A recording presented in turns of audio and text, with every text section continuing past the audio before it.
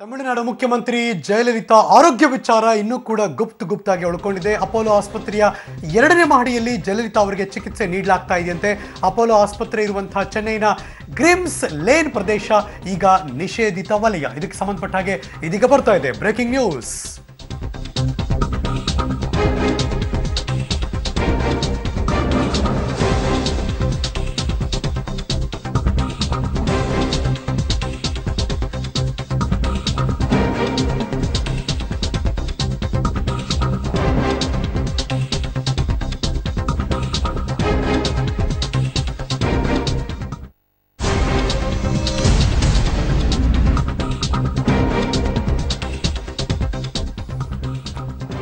ಚೆನ್ನೈನ ನೋಡಿರೋರಿಗೆ ಗ್ರಿಮ್ಸ್ ಲೇನ್ ಇರುವಂತಹ ಪ್ರದೇಶ ಅದು ಈಗ ಅಪೋಲೋ ಆಸ್ಪತ್ರೆಯ ಜಾಗ. 2ನೇ ಮಹಡಿಯಲ್ಲಿ ಜಯಲಲಿತಾ ಅವರಿಗೆ ಚಿಕಿತ್ಸೆ ನೀಡಲಾಗ್ತಾ ಇದೆಯಂತೆ. ಒಂದು ರೀತಿ ನೀವು ಐಡೆಂಟಿಟಿ ಕಾರ್ಡ್ ತೋರಿಸಿದ್ರೆ ಮಾತ್ರ ಯಾರೇ ರೋಗಿಗಳಾಗಲಿ ಅಥವಾ ಆಸ್ಪತ್ರೆ ಸಿಬ್ಬಂದಿಗಳಾಗಲಿ ಅವ್ರು ಮಾತ್ರ ಎಂಟ್ರಿ. ಒಂದು ರೀತಿ ಆಸ್ಪತ್ರೆ ಮತ್ತು ಸುತ್ತಮುತ್ತ ಮತ್ತು ಇಡೀ ಲೇನ್ ಇಡೀ 100 ಪೊಲೀಸರಿಂದ ಭದ್ರತೆ ಪಡ್ಕೊಂಡಿದೆ. ಆಸ್ಪತ್ರೆಯ ಪ್ರವೇಶ ದ್ವಾರದಲ್ಲಿ ಬ್ಯಾರಿಕೇಡ್ ಹಾಕಿದ್ದಾರೆ, ಬಿಗಿ ಭದ್ರತೆ. ಅಲ್ಲಿ ಬರುವಂಥ ಎಲ್ಲ ವಾಹನಗಳು ಕೂಡ ಇದೀಗ ಪ್ರವೇಶ ನಿರ್ಬಂಧ, ನಿಷೇಧಿತ ಪ್ರದೇಶ ಈಗಾಗಲೇ ಅದು.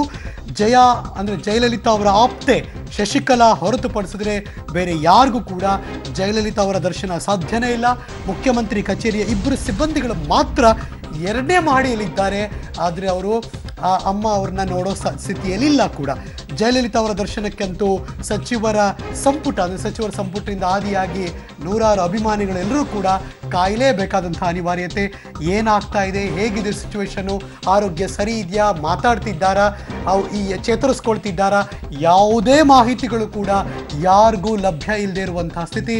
ಒಂದು ರೀತಿ ಎಲ್ಲವೂ ಈ ಕ್ಷಣಕ್ಕೆ ನಿಗೂಢ. ಇದೀಗ ಬರ್ತಾ ಇರುವಂತಹ ಬ್ರೇಕಿಂಗ್ ನ್ಯೂಸ್.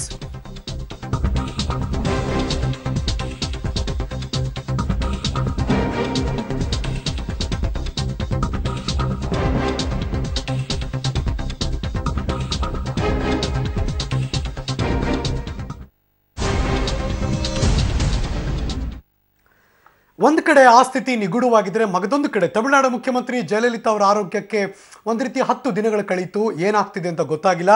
ಮುಖ್ಯಮಂತ್ರಿ ಜಯಲಲಿತಾ ಅವರ ಆರೋಗ್ಯದ ಬಗ್ಗೆ ಯಾವುದೇ ಮಾಹಿತಿ ಸಿಗ್ತಾ ಇಲ್ಲ.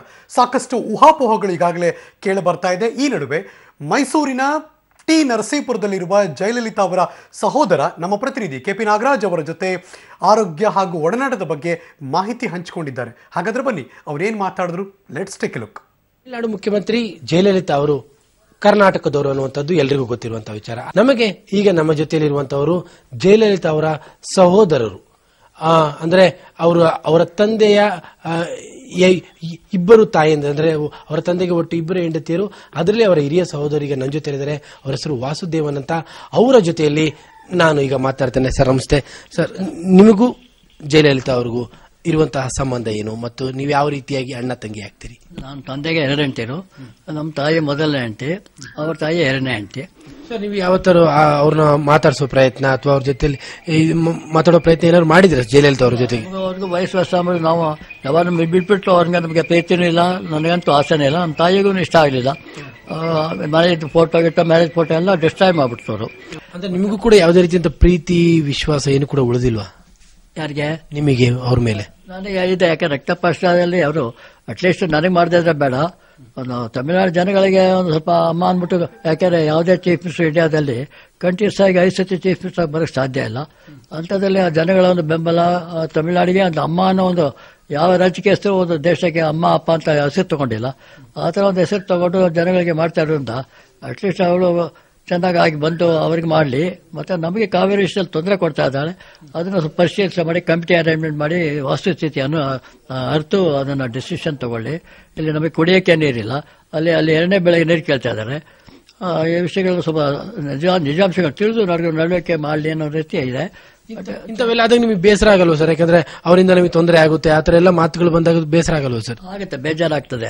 ಈ ತರ ಇದ್ಕೊಂಡು ಅನುಕೂಲವಾಗಿ ಇದ್ಕೊಂಡು ಎಲ್ಲ ಮಾಡ್ಕೊಂಡು ಸುಮ್ಮನೆ ಬೇಕು ಅಂತ ತೊಂದರೆ ಕೊಡ್ತಾ ಇದ್ರಲ್ಲ ಅಂತ ಆ ವಿಷಯದ ಪೊಲಿಟಿಕಲ್ ಬೇಜಾರಾಗುತ್ತೆ ಜನರಲ್ ಆಗಿ. ಯಾಕಂದ್ರೆ ನಾವು ಇಲ್ಲಿ ನಮ್ಮ 3 ತಲೆಯಿಂದ ನಾವು ಕರ್ನಾಟಕದಲ್ಲಿ ಬೆಳೆದಿರೋದು. ಕರ್ನಾಟಕದಲ್ಲಿ ಇದ್ದೀವಿ. ಅವಳ ತಲೆಗೆ ಅವಳು ತಮಿಳುನಾಡಿಗೆ ಸೆಟ್ಲ್ ಆಗಿ ನಾವು ಅದೃಷ್ಟವಶಾತ್ ಅವಳಿಗೆ ಅಧಿಕಾರ ಸಿಕ್ಕಿ ರಾಜ್ಯ ಆಳ್ತಿದ್ದಾಳೆ. ನಾವು ಈ ಮಣ್ಣಲ್ಲೇ ಇದ್ದು ಸುಮಾರು ನಾವು 400 ಡೇಸ್ ಅಂತ ಇದ್ದೀವಿ ನಾವು ಇವರೇ ನಮ್ಮ ವಂಶ, ನಮ್ಮ ತಾಯಿ ಕಡೆಯಿಂದ. ಮತ್ತು ತಂದೆ ಕಡೆನೂ ಅಷ್ಟೇ, ಯಾಕೆಂದರೆ ತಂದೆ ಕಡೆಯಿಂದ ಅವರು ಮೈಸೂರು ಪ್ಯಾಲೇಸ್ನಲ್ಲಿ ಅವರು ಡಾಕ್ಟರ್ ಆಗಬೇಕಾದ್ರೆ ಅವರು 150-200 ವರ್ಷದಿಂದ ತಮಿಳುನಾಡಿಂದ ಬಂದು ಸೆಟ್ಲ್ ಆದವರು. ಸೊ ಇದನ್ನೆಲ್ಲ ನೋಡ್ತಿದ್ರೆ ಅವ್ರಿಗೆ ರಾಜ್ಯದ ಮೇಲೂ ಕೂಡ ಪ್ರೀತಿ, ಅಂದ್ರೆ ತಾವು ಹುಟ್ಟಿ ಬೆಳೆದ ಊರಿನ ಮೇಲೂ ಪ್ರೀತಿ ಇಲ್ಲ, ರಾಜ್ಯದ ಮೇಲೂ ಪ್ರೀತಿ ಇಲ್ಲ, ಜೊತೆಗೆ ತನ್ನ ಸಹೋದರರ ಮೇಲೂ ಪ್ರೀತಿ ಇಲ್ಲ ಅಂತ ಹೇಳ್ಬೋದು ಸರ್. ಹೌದು, ಇನ್ನೊಂದು ಕಾರಣ ಇದೆ. ಯಾಕಂದ್ರೆ ಪ್ರೀತಿ ಆಗೋದಕ್ಕೆ ಅವರು 3 ವರ್ಷದಲ್ಲಿ ಇಲ್ಲಿ ಮೈಸೂರು ಬಿಟ್ಬಿಟ್ರು. ಅವರು ಮೈಸೂರು ಬಿಟ್ಟು ಮೆಡ್ರಾಸ್ ಮಣ್ಣಲ್ಲೇ ಬೆಳೆದಿರೋದ್ರಿಂದ ವಾಂತಿಯಲ್ಲಿ ಆ ಕಡೆ ಜಾಸ್ತಿ ಇದೆ. ಇಲ್ಲಿ ಅವರು ತಾಯಿ ಇದ್ದು ನಾವೆಲ್ಲ ಅಲ್ಲಿ ಬೆಳೆದಿದ್ದೀವಿ. ನಾವು ಕರ್ನಾಟಕ ಸೇರಿದವರು ಏನೋ ವಿಧಿವಶಾತ್ ನಮ್ಮ ತಂದೆ ಹೋದ್ಮೇಲೆ ನಾವು ಇಲ್ಲಿ ಬಂದು ಸೆಟ್ಲ್ ಆದೋ. ನಾವು ಅದನ್ನು ಹುಟ್ಟಿದ ಊರುಗಳನ್ನ ಮರಿಬಾರ್ದು, ನಮ್ಮ ಹಿರಿಕರೆಲ್ಲ ವಾಸ ಮಾಡಿದ ಮರಿಬಾರ್ದು ಅಂತ ಅವರಿಗೆ ಆ ಥರ ಕಲಿಸಿದಿರೋ ಪಕ್ಷ ತಿಳ್ಕೊತಿಲ್ದೆ ಅನ್ನೋ ಗೊತ್ತಿಲ್ಲ. ಅವರಲ್ಲಿ ಏನು ನಡೀತು ಗೊತ್ತು, ಯಾಕೆ ನಮಗೂ ಅವ್ರಿಗೂ ಕಾಂಟ್ಯಾಕ್ಟ್ ಇಲ್ಲ. ಅವರು ಯಾವಾಗ ನಮ್ಮ ತಾಯಿನ ಬಿಟ್ಬಿಟ್ರು ಹೋಲ್ ಫ್ಯಾಮಿಲಿ ನಾವು ಯಾವಾಗ ಅದು ಇಲ್ಲದೆ ಬೆಂಗಳೂರಲ್ಲಿ ನಮಗೆ 106 ಜನ ರಿಲೇಷನ್ಸ್ ಇದ್ದಾರೆ. ಆ ರಿಲೇಷನ್ಸ್ ಎಲ್ಲ ನಮ್ಮ ಬಗ್ಗೆ ಭಾಳ ಸಿಂಪತಿ ಇದೆ. ನಾವು ಯಾಕೆ ಬಿಟ್ಬಿಟ್ರಲ್ಲ ಅವ್ರನ್ನ ಅನ್ನೋದು. ಸೊ ನಾವು ಈ ವಿಲೇಜಿಗೆ ಬಂದು ಸೆಟ್ಲ್ ಆದಮೇಲೆ ನಮಗೆ ಕಂಪ್ಲೀಟ್ ರಿಲೇಷನ್ಸ್ ಇದೆಲ್ಲ ಡಿಸ್ಕನೆಕ್ಟ್ ಆಗೋಯ್ತು. ಅದೇ ನಮ್ಮ ಬಗ್ಗೆ ನಾವು ಯೋಚನೆ ಮಾಡೋ ಸ್ಥಿತಿ ಬಂದಿವನೋ ಅವ್ರ ಬಗ್ಗೆ ಏನು ಯೋಚನೆ ಮಾಡೋಕ್ಕಾಗಲಿಲ್ಲ.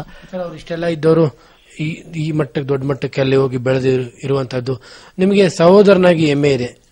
ಸಹೋದರನಾಗಿ ಅವರ ಬೆಳವಣಿಗೆ ಬಗ್ಗೆ ಅದೊಂದೇ ಅಲ್ಲ, ಸಹೋದರಿಯಾಗಿ ಇನ್ನೊಂದಾಗಿ ಒಬ್ಬ ಹೆಂಗಸು ಅನ್ಬಿಟನ್ ಹೆಂಗಸಾಗಿ ಒಂದು ಸಾಧನೆ ಮಾಡೋದು. ಕಿತ್ತೂರು ರಾಣಿ ಚೆನ್ನಮ್ಮ, ಎಲಿಜಬೆತ್, ವಿಕ್ಟೋರಿಯಾ ರಾಣಿ ಎಲ್ಲ ಹಿಸ್ಟ್ರಿ ಓದಿರೋದ್ರಿಂದ ಒಂದು ಹಿಸ್ಟ್ರಿ ಸಾಧನೆ ಮಾಡ್ಕೊಂಡು ಬರ್ತಾ ಇದಾರಲ್ಲ, ಅದನ್ನು ಒಳ್ಳೆ ಸ್ಥಿತಿಯಲ್ಲಿ ಪರಿವರ್ತನೆ ಮಾಡ್ಕೊಂಡ್ರೆ ಪಕ್ಕದ ರಾಜ್ಯಕ್ಕೂ ಎಲ್ರಿಗೂ ಅನುಕೂಲ ಆಗುತ್ತಲ್ಲ. ಅದೆಲ್ಲವಲ್ಲ ಒಂಥರ ಅರೋಟಿಕ್ ಆಗಿದ್ದಾಳಲ್ಲ ಅಂತ, ಅರಗ್ಗೆಂಟ್ ಆಗಿದ್ದಾಳಲ್ಲ ಅನ್ನೋ ಒಂದು ಬೇಜಾರಿದೆ. ಸರ್, ಈಗ ನೀವೀಗ್ಲಾರು ಹೋಗೋ ಪ್ರಯತ್ನ ಮಾಡ್ತೀರಲ್ಲ, ಹೋಗಿ ನೋಡೋಂಥ ಪ್ರಯತ್ನ ಏನಾದ್ರು? ಅವಳು ಫಸ್ಟ್ ಚೀಫ್ ಮಿನಿಸ್ಟರ್ ಆದಾಗ 1991ನಲ್ಲಿ ಫಸ್ಟ್ ಚೀಫ್ ಮಿನಿಸ್ಟರ್ ಆದ್ಲು. ಆ ಟೈಮ್ನಲ್ಲಿ ನಾನು ಒಂದು 3-4 ಸತಿ ಟ್ರೈ ಮಾಡಿದೆ ಬೇರೆಯವ್ರ ಮುಖಾಂತರ. ಬಟ್ ಅಲ್ಲಿ ಹೋದಾಗ ಅಲ್ಲಿ ರಿಜೆಕ್ಟ್ ಆಗಿರೋದ್ರೆ ನೋಡೋಕೆ ಇಷ್ಟ ಇಲ್ಲ ಅನ್ನೋ ಥರದಲ್ಲಿ ಬಂದು ಹೇಳ್ತಾರೆ. ಅದು ನನ್ನ ಮೆಸೇಜು ವಿಸಿಟಿಂಗ್ ಕಾರ್ಡ್ ರೀಚ್ ಆಗಿದೆ ಅಂತ ನನಗೆ ಗೊತ್ತಿಲ್ಲ. ಕರ್ಕೊಂಡು ಹೋದ್ರು ಕೂಡ ಡಿಸಪಾಯಿಂಟ್ ಆಗಿ ಆ ಟೈಮ್ ಮಾಡೋದೇ ಬಿಟ್ಬಿಟ್ಟೆ. ಆಮೇಲೆ ಚಾಮುಂಡಿ ಬೆಟ್ಟಕ್ಕೆ ಬರ್ತಾ ಇದ್ಲು. ಆ ಟೈಮ್ನಲ್ಲಿ ನಾನು ಟ್ರೈ ಮಾಡಿದೆ, ಅದು ಮಿಸ್ ಆಗೋಯ್ತು. ನಾನು ಇಲ್ಲಿ ಹಳ್ಳಿಯಿಂದ ಇನ್ಫಾರ್ಮೇಷನ್ ಸಿಕ್ಕಿ ಹೋಗೋಷ್ಟೊಳಗೆ ನನಗೆ ಲೇಟಾಗಿ ಹೊಟ್ಟೋಗ್ಬಿಟ್ರು ಅವರು. ಅಲ್ಲೂ ಮೀಟ್ ಆಗೋ ಚಾನ್ಸಸ್ ಇಲ್ಲ. ಒಂದ್ಸತಿ ಊಟಿಲಿ ಅವರು ಟ್ರೈ ಮಾಡಿದೆ, ಅಲ್ಲೂ ಆಗಲಿಲ್ಲ. ಎಸ್ಟೇಟಲ್ಲಿ ತಿಂಗಳಗಟ್ಟಲೆ ತಂಗ್ತಾರೆ ಸಮ್ಮರ್ನಲ್ಲಿ.